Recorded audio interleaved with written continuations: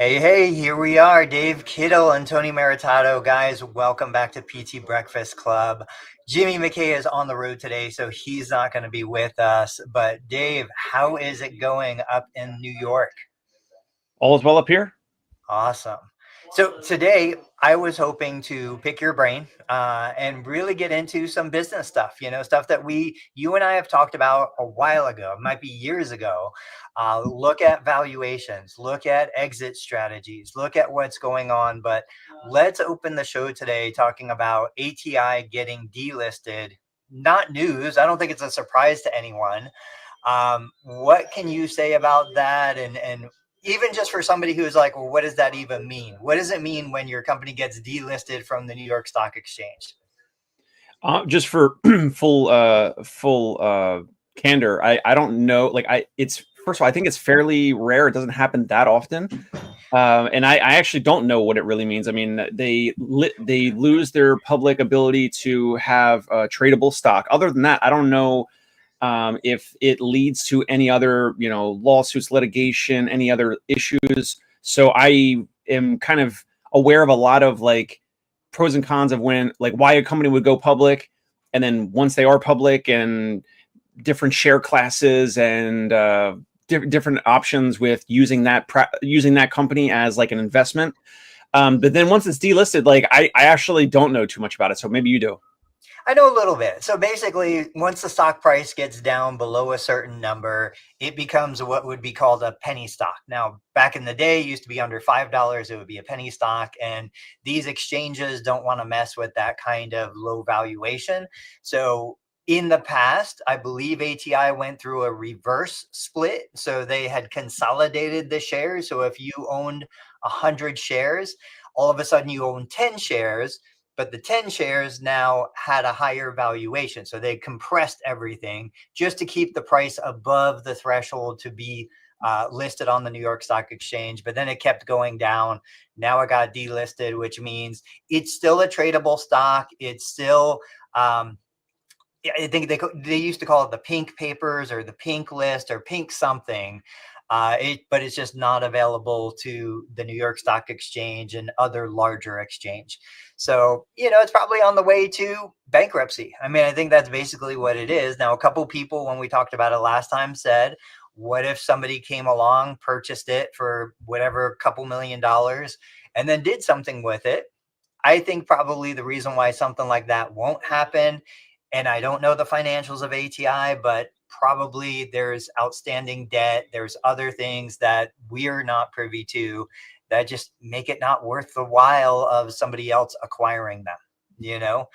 But that being said, let's go into our world and let's talk about valuations, how a small provider like me would look at building a business that has a exit potential, maybe an acquisition from somebody like you, maybe an acquisition from somebody else.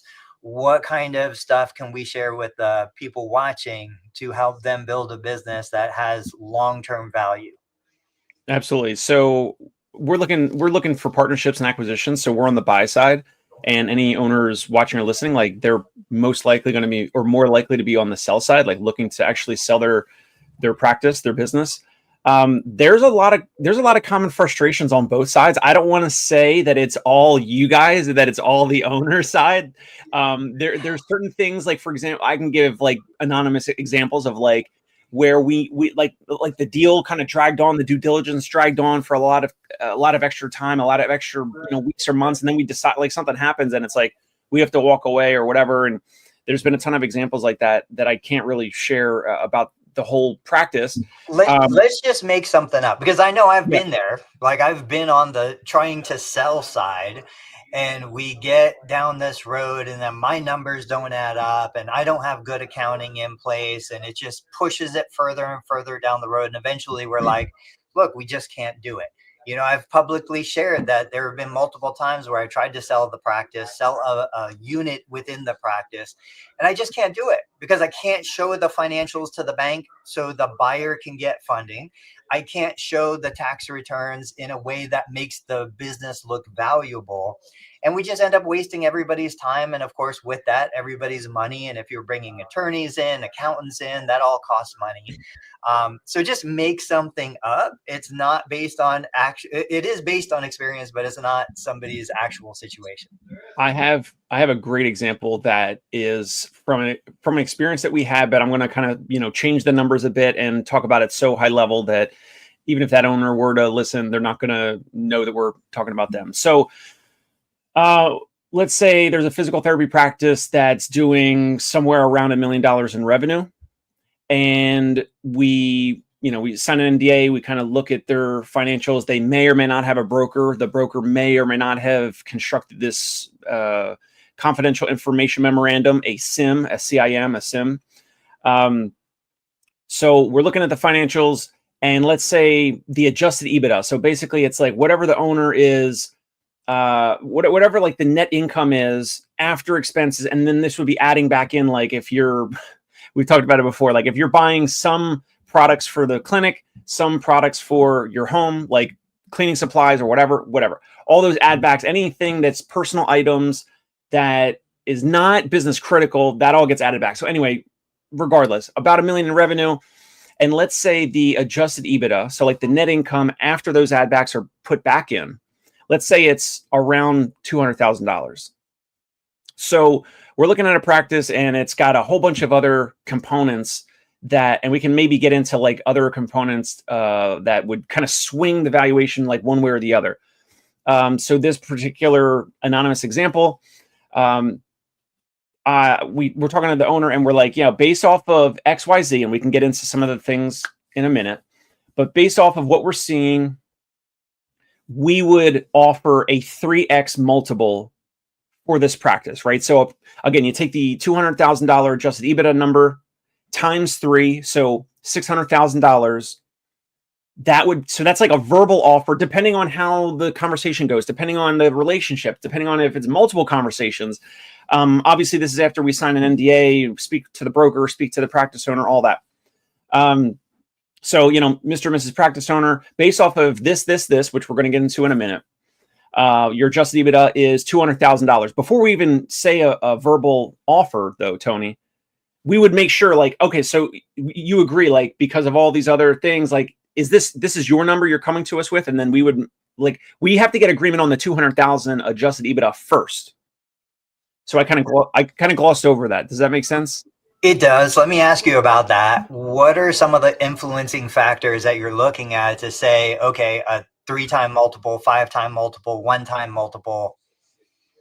So I can pull it up, but there's like an approximate for physical therapy businesses, but really just for service-based businesses. So it could be HVAC, plumbing, landscaping, physical therapy, chiropractic, I don't know, acupuncture, massage. I think those probably sell less often, but any like service-based business that you see in a lot of, strip malls, like there's kind of like an approximate chart. Like basically like the higher the adjusted EBITDA number is, then the more like the higher of the multiple number. So we would take the adjusted EBITDA number. And if you're doing like $1 million in adjusted EBITDA, so that means you're probably doing like 4 or 5 million in revenue. That 1 million of adjusted EBITDA, basically net income after the add backs are put back in, that $1 million of adjusted EBITDA. Again, typically it's obviously a bigger practice. They have multiple locations probably. They can warrant or they can demand a higher multiple. They can demand a higher valuation compared to a practice that's doing 100 or 150 or $200,000 in adjusted EBITDA. So there's kind of like an ascending scale that you get a higher number multiple based off of the size of your adjusted EBITDA. Does that make sense? It makes sense. I'm going to say, why is that? I've got ideas about why that would be, but why would it make a difference if we're talking absolute dollars? Why would $100 versus $1 million make a difference on a multiple? One of the things is the more adjusted the more net income, net profits, adjusted EBITDA is the fancy word. The more net income that's in the business, the less risky it is. That's one of the biggest components. Like there's more scale. So if a buyer comes in, and they shake the tree and they cause waves or whatever. Some people might leave at the $1 million EBITDA practice, and then some people might also leave from the $200,000 EBITDA practice. Well, that's a smaller team size. So if some people leave, that's like a critical number of people that leave. If I'm going to partner or buy a practice, I want smooth sailing through the transition to go from the current owner to us being majority owners, whether we're buying 51% or if we're buying 70 or 80 or maybe even 100% of the equity of the practice. So we want a smooth transition. We don't want to rock the boat. We don't want to scare employees. We don't want the employees to then say, oh, there's this new owner. I'm going to start putting my resume out everywhere else. I'm going to look for a job somewhere else, because we want those team members, assuming that they're good or great, we want those team members to stay with the transition for smooth sailing, because even the bigger practices like USPH, they all raise debt. Like USPH is public. They take out hundreds of millions of dollars in debt. And oftentimes we might as well, meaning we plan to, yes, we're going to take some money out of our pockets, out of our bank accounts, some of the equity. Yes, of course. But all that kind of factors in. So regardless, those are some of the components of it. And I would think that just, it has to be worth your while. Like back to when I'm looking at a potential business opportunity, it's like, what is the max return I'm going to get? What is the expected return I'm going to get? I'm not going to do something that's going to put $20 in my bank account, because it's not worth the time or the effort, because it's just as much work to go into something that's going to put $2 million in my bank account. So I've got to think that that's an element in this. But okay, so we've got that. We're looking at the story where we agree 200,000 in EBITDA, 3 times multiple. Where does that go from there? I'm glad you asked. So we've had many of these over the past year or two. So we would, and again, so whether it's Chad Madden's podcast, because he sold his 6 or 5 or 6 locations to USPH. He talked about selling out to USPH on his podcast. He talked about multiples. He also mentioned this approximate chart of like $300,000 or less of net income, or the adjusted EBITDA number. Typically, you're kind of in the range of a 3x multiple. So you take 300 times 3. So it would be a valuation of 900,000, even though you're doing, $1 million or 1.5 or 2 million in revenue.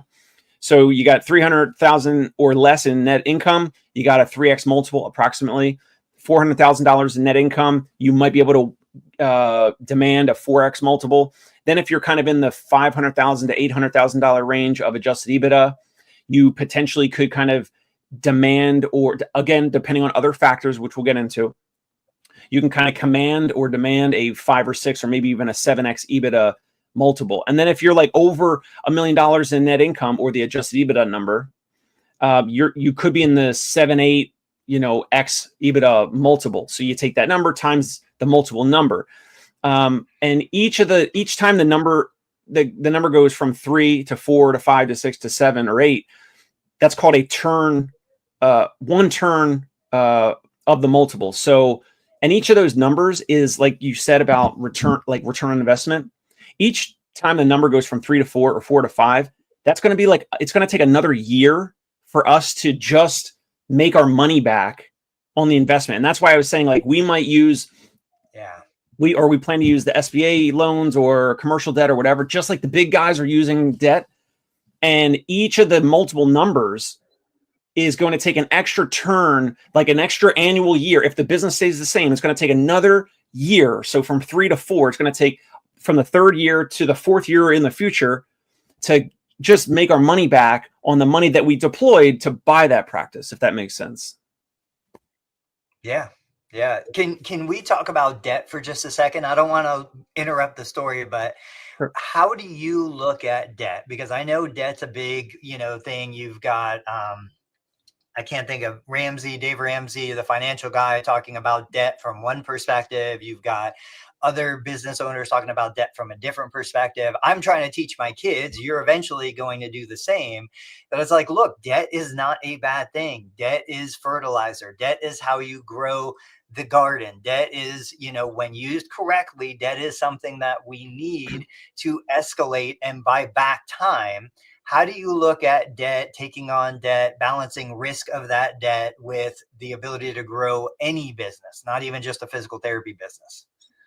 Yeah, it's a financial lever that is used. It's I'm looking where you're at right now, right? So like, let's say you were like in this room that you're in. So like Yeah. you might have used debt to have part like a construction loan, right? For the new cabinets, the new lighting, the new crown molding, paint, flooring, carpet, whatever it is.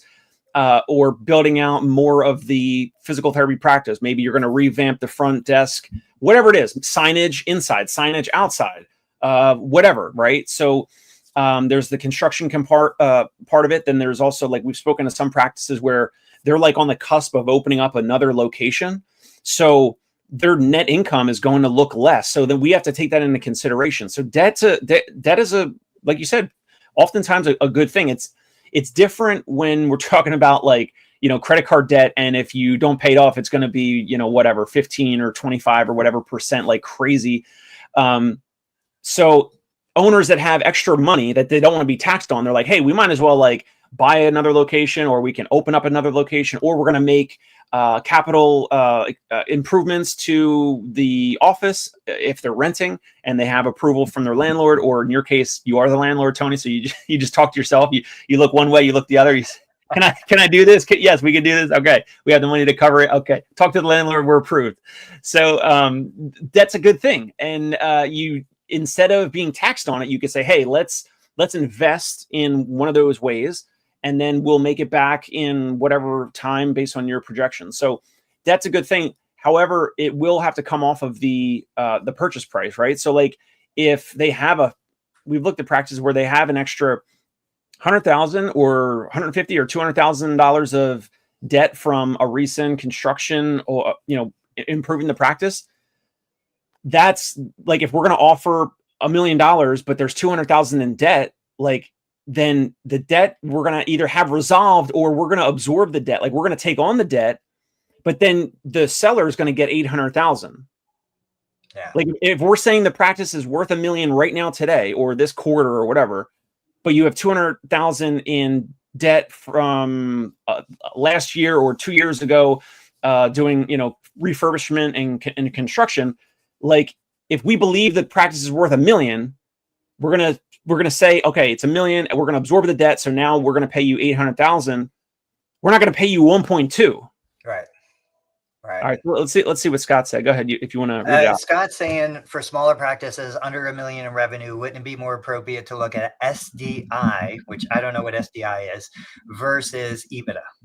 Yeah, so seller's discretionary income, or I've seen it as SDE, seller's discretionary earnings.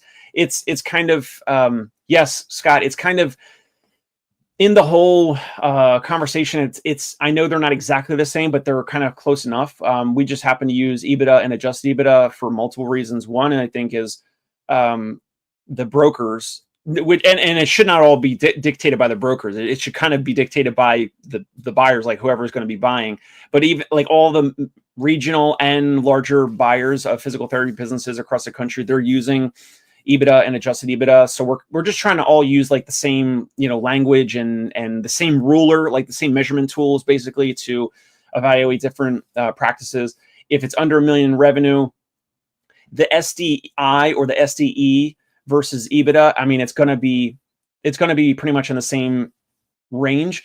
And we're using it for some of those reasons. And it's not just all me. Like, I have a forensic accountant that's on my team. So like, he helps considerably with looking at the financials and due diligence, and he has a really great grasp of EBITDA. And we know, for Scott, with these practices that are doing, I think he said, under $1 million in revenue, typically they're going to be around 200,000 to 250,000 of adjusted EBITDA. we got to dig into the books. We got to get all our financials. We're going to say, hey, Tony, or we're going to say, hey, Mr. and Mrs. Practice Owner, we're not going to report you to the IRS. We know you're showing like basically no net income. We know that when you go to Costco and BJ's and all that, and you're buying like bulk cleaning supplies and toilet paper and paper towels, we know, come on, let's be honest. We know half of it is for the clinic and half of it is for your home, but then you're using 100% of it as a business write-off, saying that it's all used in your business. Every practice owner, any IRS agents watching, just log off right now. Get off the show, because we know most practice owners across the country are all doing this. And then, there's practice owners that are in this range, Scott, that are under $1 million in revenue, and they have all their families, gym memberships on the books, their cell phone bills, their Costco and BJ's memberships and everything, and sometimes either mortgages or even like their vehicles, right? And it's like multiple vehicles, and it's like you're the only one driving to the outpatient office, and that's not really critical. So they get credit for those items, because if we were to buy the practice tomorrow or in a month or whatever, we're looking at the next year. Okay, in the next year, this individual's, this car, this membership, this, and sometimes it results in thousands of dollars or tens of thousands of dollars in difference. So we say in the future, these items are not going to be on the business books. So that actually hits the bottom line. This is free cash flow. The seller gets credit for that. So Scott, long-winded answer. That's kind of why we are using EBITDA for multiple reasons. But you pose a good argument for sure. And to Scott's point, I think, under that valuation, you're not going to get a big buyer anyway. Like USPH is not going to come in and buy a practice that's under $1 million anyway. It's going to be a private deal. It's going to be somebody who probably has been working for you. It's going to be somebody who knows you or is connected to you in some way. And you're just going to be like, look, I mean, that's what we did. We were a small single location that we were selling off. We weren't going back to Florida anymore. And we're like, hey, you guys have been here a decade. You know the place, you know the referrals, you have everything. This is what the numbers are showing. If I, didn't sell to you, this is my net profit over the next 3 years. Here's the deal. This is what we're going to do. And it was just an agreement. There was nothing complicated going on there. So I would say under $1 million, you're probably just going to be in a private deal anyway. It's going to be an easy one. And so what, go ahead. Sidebar that's related to this. So another reason why this whole process can be frustrating, challenging for both sides. Tony, so you're in Ohio. You drive around. You guys know a ton of families, a ton of folks. You've been in the community for a long time. There's way more comps. There's way more comparables on houses being sold, right? I bet if I came to visit you, Tony, we drove around, I'm sure you could be like, oh, the Johnsons live there. It's probably worth this much money, or it was sold for this much, or a realtor has a big mouth and they're telling everyone like this, your house is probably worth this because I sold, 2 doors down last year and it was this dollar amount. That's another reason why businesses don't change hands as much as houses. And for businesses, it's a little more private. It's your livelihood. It's your baby. Your home is also very private, but for those reasons, and maybe you can fill in some gaps, but the comps of houses being sold in any rural area, any town, any metro, anywhere, it's just more readily available versus businesses. They're sold less often. They have probably a wider sliding scale of valuation, like higher and lower, and homes are kind of triangulated closer to probably where they should be in any state. So does that make sense? Yeah. There's no comps that are, other than when you speak to a broker. There's no comps unless unless Tony, you're like, oh, I knew another PT practice owner in Ohio that had a similar size and revenue. He showed me his numbers because I had known him for 20 years. Here's how much he got. Here's the patient, volume that he saw. Here's the revenue. Here's the adjusted EBITDA. Here's the number that he got. And I'm his same size. I want that number, or I'm better than him because I have all this media and these technologies and treatment techniques and all that. So maybe you can command more. But for most people, they have no comp. They have no understanding. So then they're like, oh, I'm being ripped off. I'm being lowballed by Dave Kittle, or I'm being lowballed by USPH or Confluent or any other big buyer out there. Does any of that make sense? Totally. And in a minute, whenever you're ready, I'll pull up the Biz Buy Sell website. We'll look at the best available information we have. But you're right. Like in any city, I can go to the tax collector website. I can pull up any home valuation. I can see what, the county records show. I can see what it's sold for. And then you look at companies like what's the big website for house valuation? Zillow. So like Zillow came out and made all this stuff even more public. It was public before, but now it's even more public. I wonder if there's an opportunity there for a true marketplace that looks at and disseminates this information a little more readily. And I wonder if, back to, we're small business owners. We didn't train as business owners. We trained as therapists coming into business. But it's like now in 20, years of private practice, if I did it again, if I did it today for the first time, I would start a brand new business with a brand new tax ID with the intent to sell. And I would build that business with the sole intent to sell. Even though back in the day when I started in 2001, 2002, I was like, oh, it'd be nice to sell. I had no idea what I was doing. I had no idea how to show valuations, how to show profitability, how to do any of that stuff. But it's like, if we did it again, I would build something to sell, and it would be a very different business model than what I did back in 2001 and 2002. Yeah, awesome. Makes sense. So whenever you're ready, let's go into the Biz Buy Sell website. But before we do that, just one more kind of wrap it up. What are the main delays that happen that trigger, either a deal to die or a deal to take 12 months instead of 3 months? If I want to go buy a car, we're in the market. My 16-year-old's got his driver's license. We're looking at cars. I go online. I see what the prices are retail. I'm just going to go. I'm going to buy the car. It'll be done in a couple hours. But it's not like that for a business. So what are the main delays? First one is how long it takes for us to get all the documents and the files, and we have to ask for information and data in waves, because if we ask for everything that we need, it's a huge tidal wave that feels beyond overwhelming and stressful for a practice owner. So it'll be like the first wave, Tony, is like, hey, let's sign this NDA. And then it's like, all right, we need the last 3 years of your tax returns and your financials, right? So like your P&L, your income statement, balance sheet, those financials for the last 3 years. That's like the first thing. Then the second thing is like clinical information, like some of the stuff, like some of the common, like the top, like Sturdy McKee talks about, like the top 7, like productivity, like visits per case, cost per visit, like those common clinical productivity type metrics. Just that, unfortunately, can take a long time. Just asking for 5 or 7 of those. We've had owners, they're like, here's the login to our EMR. Like, we already signed an NDA. Like, you go in and pull it out. And it's like, I mean, that's fine. It's faster that way, but it's like, oh man, like, and then it's like, we need the lease agreement. We need, if it's in network, we need every contract from all your in-network contracts. And they're like, oh, like, I don't know where those are at. And it's like, I mean, this information is kind of important. Like, so if you're serious about selling, we need all of your, insurances, liability, like, your payroll records, like, and asking for those waves of information, like the data requests, is the biggest thing that delays it. That's number one. Number two is, once we get all this information, then we're trying to triangulate the valuation based off of what we're seeing. We're looking at everything. We're looking at Google reviews, Glassdoor reviews. We're looking at the team, like the team, how are they online? Like, do they have an online footprint in any way? Some of that can be signaling. We're just trying to look for signals. We're looking for smoke signals. We're looking for signals. We're looking for skeletons in the closet.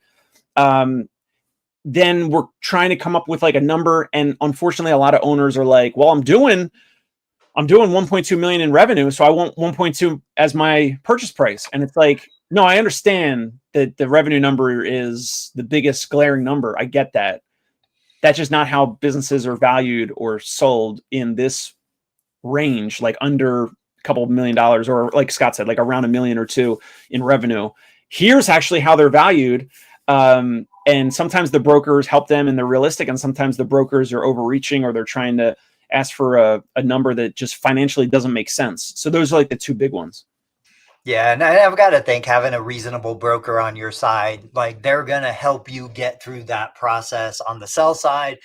They're going to help you, know ahead of time what are buyers looking for, what's the best position for your business in the market.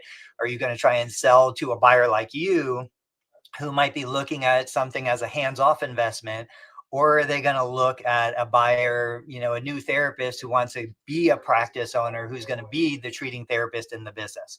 These are all very different kinds of approaches. So let me pull up and let's just kind of go through this a little bit. And yeah, All I did for people watching, due diligence takes time, and that is an understatement of biblical proportions. and then the emotion, like, I'm sorry, we're crazy clinicians. We get emotional. This is too close to us. This is like a baby that Yep. we've poured, years of our life into, and now somebody is going to scrutinize it. It's like calling your baby ugly. Nobody wants somebody to do that, but ugly babies exist. I'm sorry. It's just what it is. Not mine though, not Of yours. course not. All right. So what I did for people watching is I just Googled Biz Buy Sell physical therapy. And then it took me to the Biz Buy Sell website. And let's take a look at some of these. So like if we go into the first one here, I'm going to click through. We can see the asking price for this physical therapy practice, profitable, well-established, SBA pre-qualified. To me, seeing SBA pre-qualified, I don't think that means anything to you as like I'm not going to say an institutional investor, but that kind of investor. This would mean something to another therapist who might want to buy the business to operate it as their own business. Is that right? Or is there value to you when somebody says SBA pre-qualified? So it's a good sign. It means that they're reasonable. It means that they understand that a lot of buyers are not coming to them with this full dollar amount in their bank account, and they're ready to just fork over this dollar amount. Yeah, so it's a good thing. But also with a lot of these websites, what I've noticed is it says SBA pre-qualified or owner is open to SBA whatever. A lot of them say that. So it's like, is this just being put on every deal, or I don't know, some of these brokers telling them to put it on there or what? So, yeah. Okay. So this is Redding, California, $650,000 asking price, $361,000 cash flow. Gross revenue for the business is $888,000. If we look at some of the details, and I think this is really the value that people watching would gain, is oh, that's interesting. So it actually says the name of the practice, Maxim, which is uncommon. Yes. Yeah. Yeah. So physical therapy, exercise, fitness, sports medicine. Seller is stating that they had their most profitable year, 20-year business, gives you information, 5,400 square feet. So, my clinics are usually about 2,000 square feet. 1 1/3 acre parcel. So it sounds like the real estate, there's no way the real estate is included, do you think? It says what the real estate, it says is 875K, but then the revenue of the practice was 888,000. Okay. Maybe it would be two separate deals, maybe. Two separate deals. Equipment is mostly newer, in great shape. Please call, text, or email. Shown by appointment only.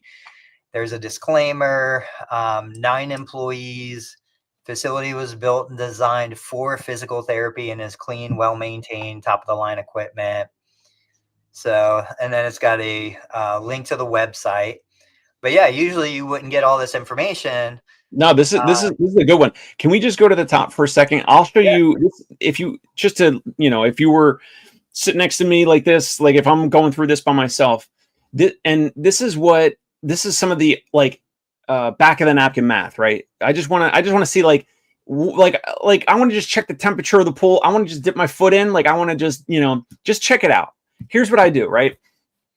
So the gross revenue they're saying is 888,000. $888,000. The cash flow is a little over $361,000. In these examples, I'll kind of like Scott was saying, there's SDE, there's seller's discretionary earnings, there's adjusted EBITDA, or there's cash flow. There's some differences, but we just kind of say, all right, we're going to just take this number as is. We're going to believe these numbers. We're going to use the cash flow number as like the net income, the adjusted EBITDA number, right? So we're going to take the gross revenue. We're going to take the cash flow, the 361,000 divided by 888,000. And that gives us a profit margin of 41%. Am I doing that correctly? Yeah. Yeah. So Sturdy McKee, my business partner, my mentor, all that, he would, if he was here, he would say, which physical therapy business do you know that does 41% net income, net profit margin? Because where are most practices, Tony, that you've heard of? Or that I'm going to say they claim 18 to 22%. I don't even think they're at those numbers. So I agree with you 100%. So they claim to be 18 to 22, 18 to 25%. How is it? So I wouldn't even look at anything else. I would be like, okay, 41% profit margin. Then in this example, I would probably click on the website because I would be like, are they selling like cash laser packages? Like, okay, then it actually might make sense. I don't know. Like I would look, usually these listings don't have the website. So I would have to say like, well, what else in here is showing like the ability to be a service-based business that has, what did it say, 9 employees? 9 employees, yeah. And has 41% profit margins. So I would probably scroll real quick down the homepage. I would click on services.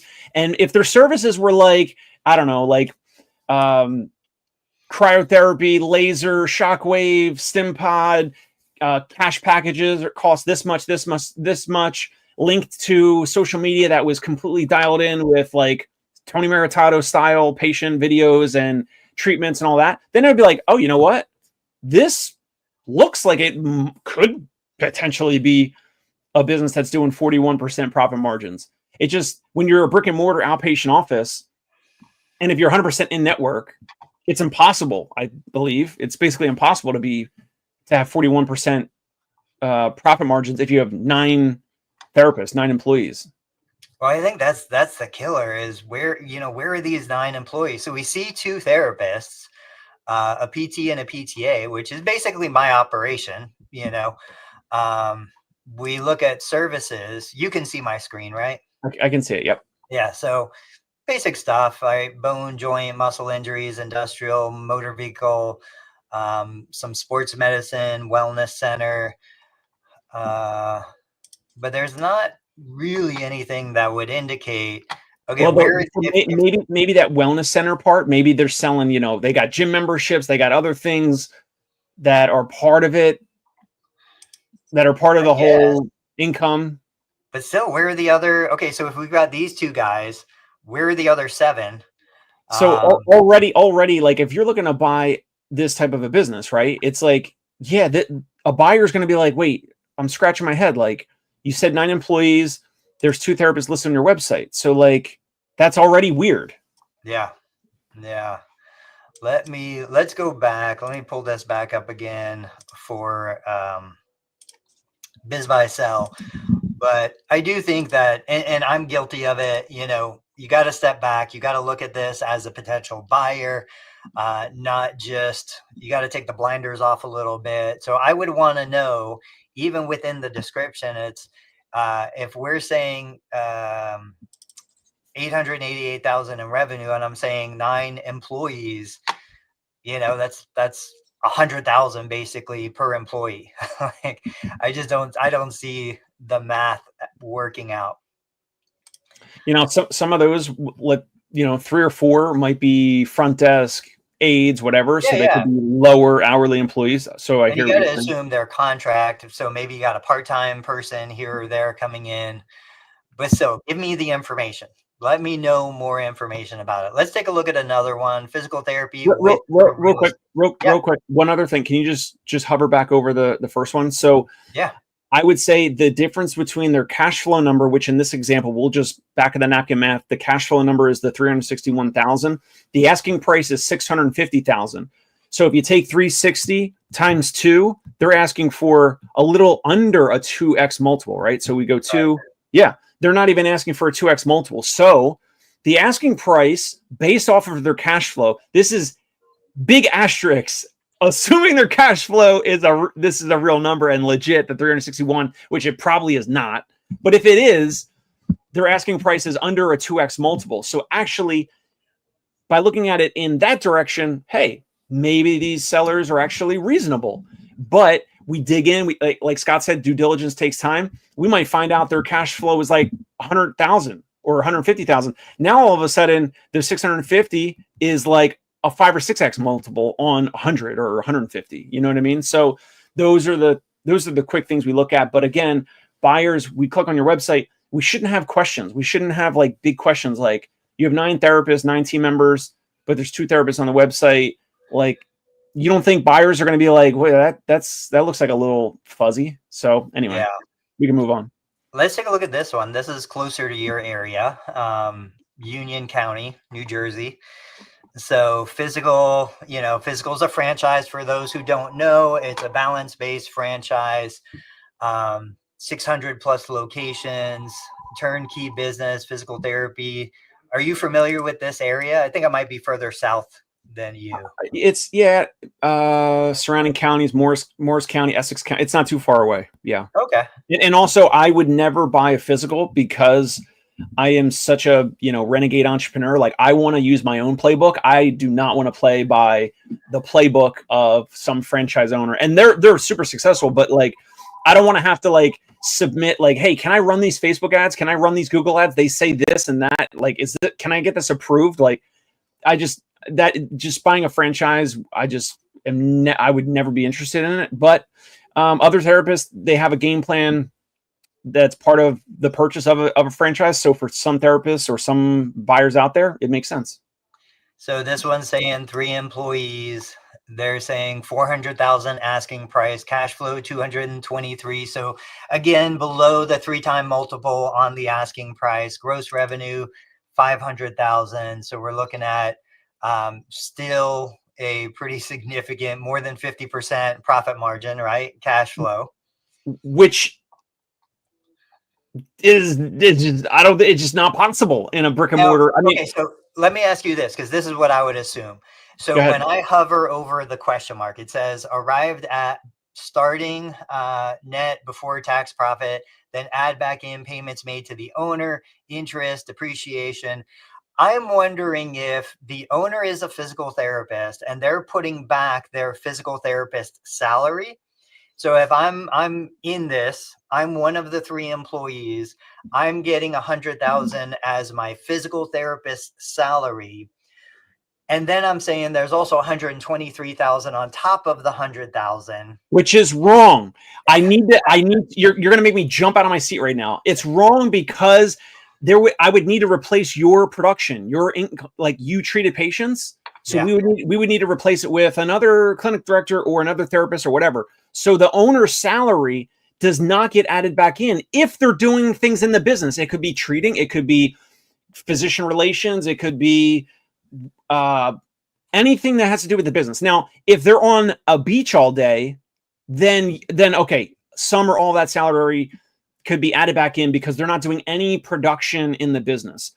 Most practice owners that are producing and they're doing meetings, they're doing things in the business, they're coming in, they're talking to the team, they're talking to physicians, they're looking at referral partners, they're doing events, they're doing talks, they're any other things that practice owners do.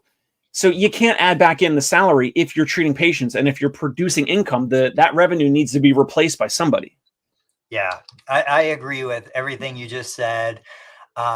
Plus, I would say that owner operator, and we're making assumptions here, guys. We don't know, but I'm just saying, plus that owner operator, if you're doing the marketing, you would have to buy or hire a marketing person to do that. if you're cleaning, vacuuming and sweeping and cleaning the bathrooms, you would have to hire a cleaning service to do that.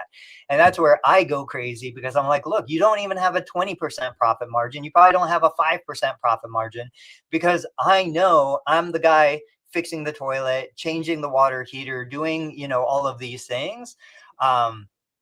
So you have to account for that if you're an absentee owner or an investor looking at buying these kinds of businesses. So I was going to try and do a quick Google search to see if I can find it. So Union County, New Jersey. Let's see if we find their, which one do you think it is? Berkeley. Probably maybe that first one, Colonia. I don't know. Let's just take a look real quick. It doesn't matter. This is all just for fun anyway. So, I mean, of course, Physical has beautiful websites. They have a professional team. They've got all of the boxes checked when it comes to this stuff. They're going to have great SEO. They're going to do all of this stuff right. What we There's don't know, the downloadable reports that Tony loves. At least these, I will say, these say understand lower back pain, understand knee pain. They don't say fix or cure or heal or treat knee pain. So again, they're doing it better than most. All right, let's take a look at one more real quick. Let's see what else is out here. And if you see one that looks appealing, there was one that was like 2 point, I think. Yeah, you can click on that if you want. There was a Florida one that was like 2.5 million in revenue. That was like, it didn't have much information on the Florida one. Okay. All right. So Landmark, I'm guessing that's the name of the company again, which amazing that they're sharing that. Physical therapy practice, Queens County, New York. Asking 610, cash flow 240, gross revenue 600. So they're actually, I've seen where you price it based on revenue, a 1-to-1. So they're kind of in that world. And sometimes that makes sense and sometimes it doesn't, but some owners will just do it without any financial backing, like, to support it. But yeah. So these guys are saying 150,000 in inventory, 40,000 furniture, fixtures, equipment. So that's almost 200,000 there that they're saying, hey, we want to get paid for. Inventory, unless it's like multiple shockwaves that are 70 grand each, or this says merchandise, raw material, finished and unfinished product. Yeah, let's see what we've got. Profitable, 800 square feet. So this is getting us into a smaller physical space. It doesn't say how many employees up above. Facility been there for years, specializing in physical therapy treatment, back pain, musculoskeletal injuries. Additional income can be generated. Doesn't say it is generated from adding workers' comp, no fault auto, except medical insurance. Location does more than 600,000 a year. 11 to 12,000 a week. Net cash flow 225 to 250,000. Location is fully furnished. Lunchroom, storage area. All the trained staff is willing to stay on. It's a cash cow. Must see location with 2 exclamation points for each. It's like absentee. An absentee run for a potential buyer. It's got Tedman telephone number, which I'm surprised that the website Biz Buy Sell would let you share a phone number like that. Yeah, sometimes they make just asterisks, like it gets blocked out. Okay, here, 4 employees. So what do you think? Do you know this area? Are you familiar with, Queens County? Is that the same as like? It's Queens, yeah. Okay. Queens. So, it's already small. The smaller the practice, the more risk, right? Yeah. Because if there's 4 employees, if one employee leaves, that's 25% of your payroll, of your workforce that just walked out the door. If there's a click, like 2 leave, and you slice it in half, like it could be 2 therapists only generating 600,000 in revenue, right? Like if they were both hustling, there were 2 therapists, generating 300,000 a year in revenue. the description where it says cash cow with 2 exclamation points and whatever the second sentence said, 2 exclamation points. It's like, cash cow.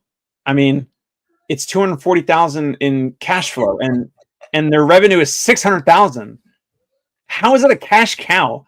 A cash cow would have been the other one we looked at, where it was 41% profit margins. If that's true, that would be a cash cow. But this one, I mean, some of these descriptions are just bonkers.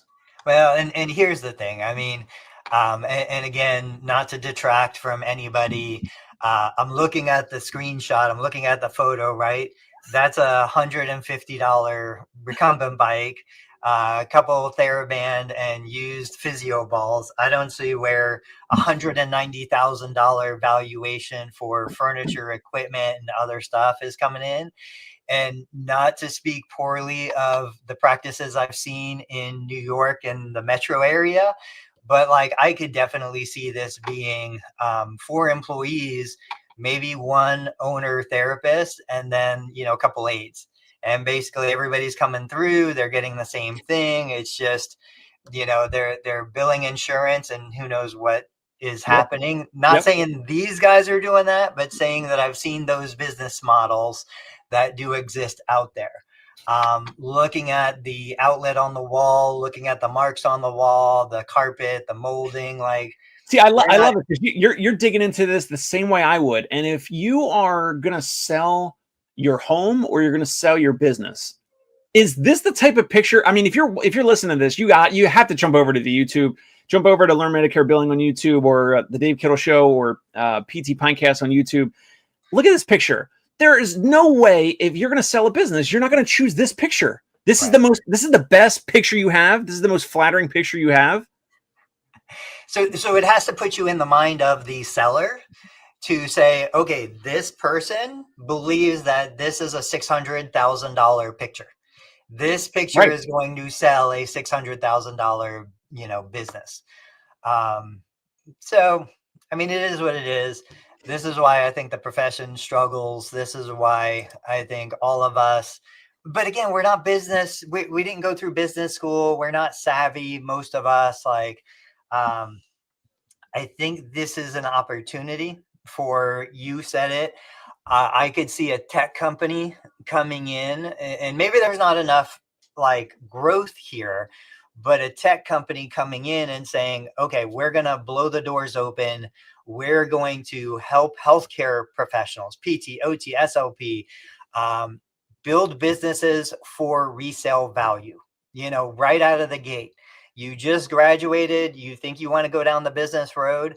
We're going to come in. We're going to help you build this business to be sold in the future.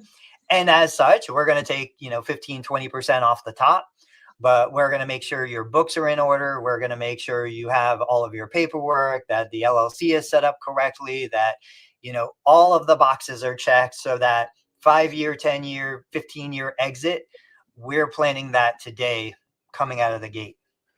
So are you saying that maybe Sword Health or Hinge Health could come in and not just get into house calls, but buy a brick and mortar practice like that? Is that what you're saying? You said tech companies.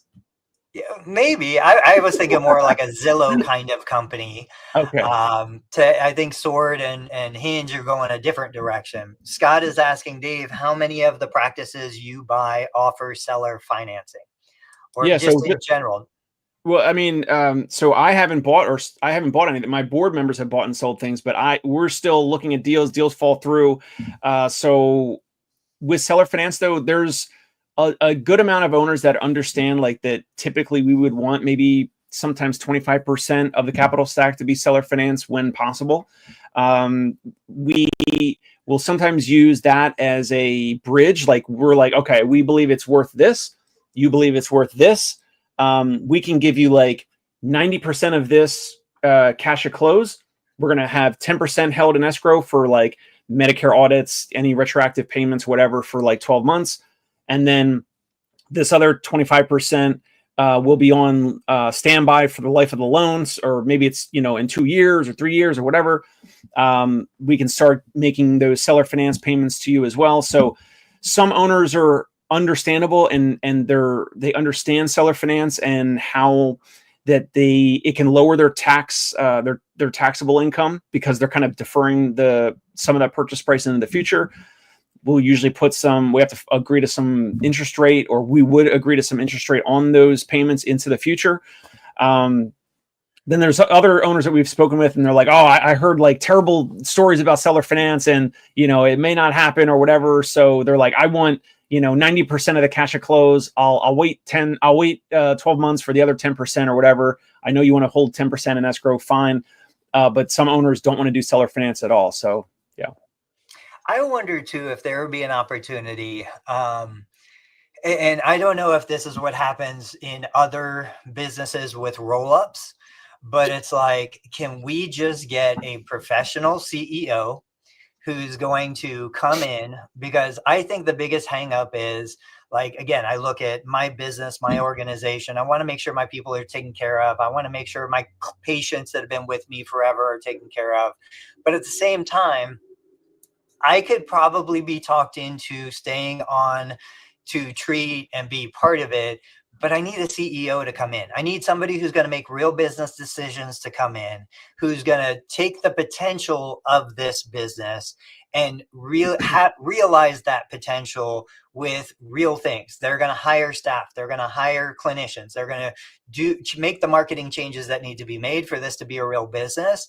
I think the deficiency in most of our smaller businesses, we don't have real CEOs in place. And so if you can do a fractional CEO where you say, okay, this guy's going to come in, this girl's going to come in, they're going to run the business like a real business. And in 12-month to 18-month time frame, we're going to get a full turnaround into something that has real value. I think there's an opportunity there. What do you think about something like that? Yeah, I mean, the challenge, like you said, you kind of have to get a business like out of like the shallow end of the pool, and you got to grow it to the point where then you can attract some CEO like that, or maybe have some they get a salary plus they get, I don't know, 10% of net profits, annually or whatever. So that would kind of incentivize them to grow the whole business. And then you, the therapist out there, you could just, you or me or whoever, like, could be just focusing on the content side, the sourcing deals, trying to get more deals. And then you have this fractional or part-time or eventually full-time executive that's kind of, maybe they kind of work their way up in USPH or Select Medical, one of these other companies, but they wanted to go somewhere where they actually had some skin in the game, where they get salary plus some of the upside of like some profit share or whatever. So I think that could work. I think you just need to get the crazy, insecure, fearful owner out of the way. Like I think as much, and you've said this, as much as you want that person who's selling the business to stay on, in theory, because there's, their connections and their referral relationships and all that stuff, most of the time they're also a cancer that's holding the business back. That is threatening. When we see like Undercover Boss and some of those other, I was watching Dave Ramsey. No, not Dave Ramsey, the cook. Gordon Ramsay. Yeah, I was watching some of these guys, and I'm like, the owner is the problem. Get the owner the heck out of there. And you've got a raw material. The staff wants to do better. The business has potential. The owner is the one that's poisoning the pool. I think a lot of times we just need to get rid of them, get them out of there, and let us turn this into a real business. So let's think about parting shots, unless there is anything else you wanted to touch on. No, I'm good. What do you got for parting shots, or you want me to go first? I think the main thing, sorry about the phone ringing in the background. The main thing is we need to know what we want. Frustration happens when there's a misalignment of what we think we want and what we're actually working toward. Therapists come in, they think they want a profitable, successful business. What they really want is patients to tell them how amazing they are, and they want to feel good about their clinical skill. Those two things don't always align. I've got a patient who says, I want to be able to throw a football with my grandson. And I say, okay, we got to get strong and lift heavy things. And they say, well, I don't want to do that. Like, that's what we see in the clinic with patients. That's what we see behind the desk with business owners. We need clear alignment. If the priority is financial security, then we might have to table some of the other desires for a while. Because if you get true financial security, you can go back and treat patients however you want and not charge them anything. You can do it for free. It could be a genuine passion of yours. But don't confuse your goals and objectives with your actions. Like, your actions have to reflect what you actually want. What do you got? Oh, I love it. And also thank you, Dan Vapney. Hey, He said he's under contract with a practice and they have 10 years seller financing. Awesome. And owner stays on 3 years. Assuming the owner is great and, you know, great for morale and all that. That sounds like a slam dunk. Dan, congratulations. And also reach out. Let me know if that closes. You know, I'd love to, you know, take you out for a beer or whatever. I think you're in the area in Long Island or something. I met him at PPS this year. We were sitting at a table with Jerry Durham and a couple other people, and Dan came up, and it was great to meet you. Did he? Because I know you're from Long Island, Tony. Isn't he Long Island, or where's he at? Well, it's a good question. I don't know if I remember. I thought he was. But we got 22 people live here. If you guys are live, just comment below. Let me know what state you're listening in from or watching from. Comment below here. Parting shot. I think the more that you owners out there, like, talk to other owners, talk to other buyers, look at content, some of mine, some of the others. But that's why I'm putting content out there, because I want to show, like, here's some of the realities. Don't always just believe like whatever your broker says, and your broker like, oh yeah, we could get 7x, we can get 7x multiple on this, like, no matter what. And then the broker charges you, 10, 20K or whatever for like marketing fees and like, directory fees to list on their website, or, to help you with, set up DocuSign to set up your, non-disclosure agreement or whatever. And then like a year or something goes by and like you don't sell your practice, or you never sell your practice. So just beware. You can look at my content on there. You could say, hey, my content might be biased because I'm on the buy side, but look at all the content that's out there. Go to YouTube, go to Google, see what else is out there. And Scott said, so Scott's tuning in from West Palm Beach, Florida. But yeah, that's my parting shot. It's just check what's out there. Try to get those comps as much as possible. Talk to other business owners, other practice owners that sold to some of the big ones, USPH, Confluent, Motion. Who are the other buyers? ATI no longer buying practices. Athletico. Talk to some of those practice owners. See if you can get an understanding of like those comps and all that, not just what brokers say, not just what I say only, but also not just what brokers say. So that's my parting shot. All right, guys, 8:30 a.m. Tuesday and Thursday. Go check out the Dave Kittle Show. Go check out PT Pinecast. Learn Medicare billing. We'll catch you guys next time.